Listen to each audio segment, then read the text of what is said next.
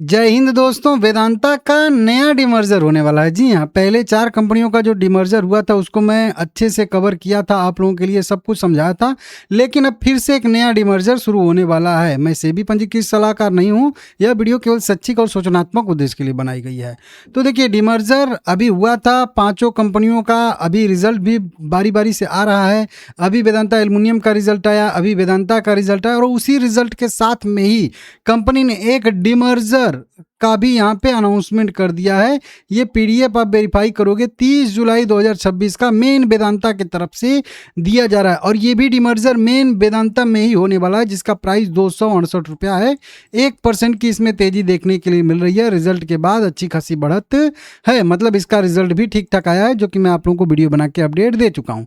इस वीडियो में केवल बात करेंगे डिमर्जर के ही अपडेट के बारे में, कि किस कंपनी का डिमर्जर होने वाला है, कैसे डिमर्जर होने वाला है, शेयर स्वैप का रेशियो क्या रहेगा, सब कुछ देखेंगे। ठीक है ना।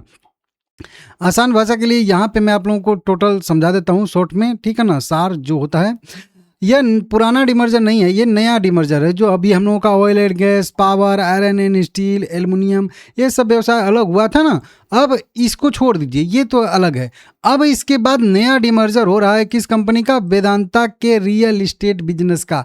जो रियल इस्टेट, जमीन जायदाद वाला ये जो बिजनेस है ना, उसका यहाँ पे फिर से जो है डिमर्जर होने वाला है। इसके पास बहुत सारी अतिरिक्त जमीन है, प्रॉपर्टी हैं, जिनका कोई मूल्य नहीं है, क्योंकि बहुत सारे अगर ढेर किसी आपके पोर्टफोलियो में बहुत सारे बिजनेस का ढेर है ना, तो कोई छोटे मोटे बिजनेस वो छुप जाते हैं, लोगों को दिखते नहीं हैं, तो उनका वैल्यूएशन अच्छे से हो नहीं पाता है। तो उनका वैल्यू अनलॉकिंग करने के लिए तो उनको ढूंढ के निकाल के पीछे से ऐसे फ्रंट पे रखना पड़ता है कि ये भी मेरा एक बिजनेस है, ये भी मेरे पास एसेट है, क्या आपने इसका वैल्यू लगाया है कि नहीं लगाया। वही कंपनी कर रही है, और ये मैं पूरा पढ़ा हूँ, यही चीज़ समझाया जा रहा है कि कुछ ऐसे ज़मीन हैं जो पता नहीं किधर किधर माइनिंग वाइनिंग वाले पड़े हुए हैं, मतलब उनका कोई वैल्यू ही नहीं लगा रहा है। ठीक है ना।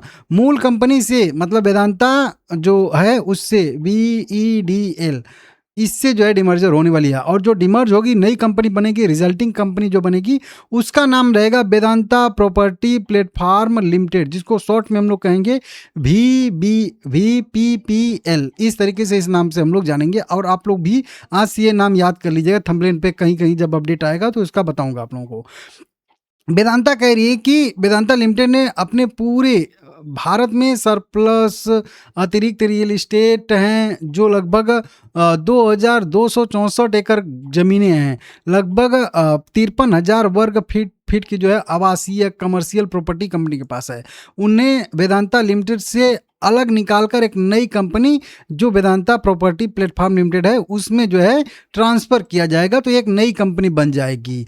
यह डिमर्जर कैसे हो रहा है? तो शेयर स्वैप के रेशियो से हो रहा है।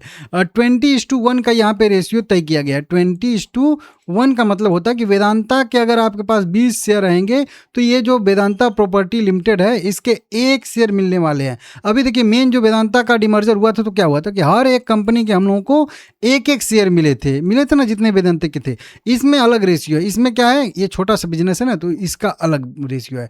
20 शेयर आपके पास वेदांता के रहेंगे तो आपको 1 शेयर मिलेंगे। तो किसी के पास 15 शेयर रहेंगे तो उसका क्या होगा? तो 15 शेयर मैं बोलूँगा कि रखिए मत, आप 20 के मल्टीपल पे ही रखिए। अगर आपके पास 90 शेयर है तो या तो 10 बेच दीजिए या 10 खरीद लीजिए, 100 हो जाएगा। अगर आपके पास 18 शेयर हैं तो 2 शेयर खरीद लीजिए। अगर आपके पास 25 शेयर हैं तो या तो 15 और खरीद लीजिए या 5 बेच दीजिए।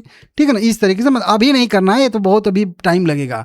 तो हर 20 शेयर के बदले में एक नया शेयर आपको जो है वेदांता प्रॉपर्टी के मिलने वाले हैं। शेयर होल्डर से मंजूरी अभी लिस्टिंग के लिए चाहिए। NSE BSE से भी अभी कंपनी को जो है pure play real estate company के रूप में लिस्ट होगी, तो उसके लिए भी मंजूरी चाहिए। स्टेक होल्डर में, मतलब शेयर होल्डिंग पैटर्न में कोई बदलाव नहीं आएगा, लेकिन अभी जो है यहाँ पे कई सारी मंजूरियाँ लेनी बाकी है। डिमर्जर क्यों किया जा रहा है? तो वहीं जो समझा रहा था आप लोगों को, वैल्यू अनलॉकिंग के लिए। तो जब भी डीमर्जर होता है तो वो कोई भी कंपनी यही कहती है कि वैल्यू अनलॉकिंग करने के लिए, क्योंकि बहुत सारे बिजनेस एक में रहते हैं तो सबका वैल्यू जो है अच्छे से एडजस्ट नहीं हो पाता है, मतलब लोग लगा नहीं पाते हैं, कोई भी एनालिस्ट होता है तो इसके वजह से। तो वहीं पे भारी मात्रा में नॉन कोर एसेट हैं जो माइनिंग मेटल बिजनेस के अंदर दबे हुए थे, मतलब दबे हुए का मतलब है कि उनका कोई वैल्यू नहीं है, उनको लोग भूल जाते हैं, ठीक है ना। उनकी सही वैल्यू मार्केट में नहीं दिख रही है, इसकी वजह से ये कंपनी कह रही है।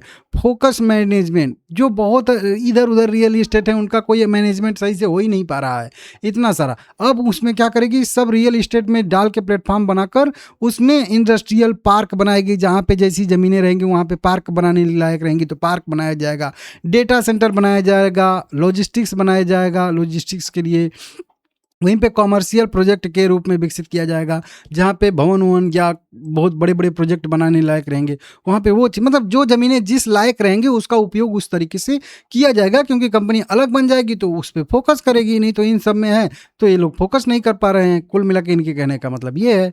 अभी NCLT सेबी एक्सचेंज से मंजूरी पूरी करनी होगी। अगस्त में कह रहे हैं कि NSE BSE से NOC लेने के लिए अप्लाई करेंगे, मंजूरी मिलता है तो फाइनेंशियल ईयर 2027-28 NCLT के आर्डर और स्टेक होल्डर की मंजूरी के बाद लगभग FY 2028 की सितंबर, मतलब कह लीजिए 2027 के आसपास लिस्टिंग की संभावना बनेगी। ये अगस्त है, उसके बाद सितंबर, मतलब अभी अगला सितंबर, लगभग 12-13 महीना यहाँ पे अभी भी इसमें लगने वाला है, मान के चलिए 13 महीने या सीधा सीधा कह लिए 1 ईयर इसमें अभी भी लगने वाला है। कई सारे मंजूरियों के अधीन है, मंजूरी मिल जाएगी तो हो जाएगा, नहीं हो जाएगा तो आगे भी बढ़ सकता है।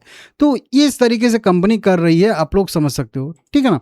तो ये बहुत बढ़िया अपडेट कंपनी की तरफ से एक और आया है, और ये इसकी वजह से वैल्यू अनलॉकिंग होती है कि किसी को केवल रियल इस्टेट बिजनेस पे फोकस करना और इसी कंपनी चाहिए तो वेदांता को क्यों खरीदेगा, वो लोधा को खरीदेगा और भी बहुत सारी जो कंपनियां उनको खरीदेगा, क्योंकि इसमें तो बहुत सारा बिजनेस है, तो इसलिए उसको जो है प्रेफरेंस देने के लिए ये जो बिजनेस है अलग किए जाते हैं। बाकी रिजल्ट वाली वीडियो में बनाया हूँ, कंपनी को नेट प्रॉफिट की बात करेंगे तो नेट प्रॉफिट अच्छा खासा इस कंपनी को इस बार होता हुआ हम लोगों को दिखा है, जो कि मैं आप लोगों को बताया हूँ रिजल्ट वाली वीडियो में।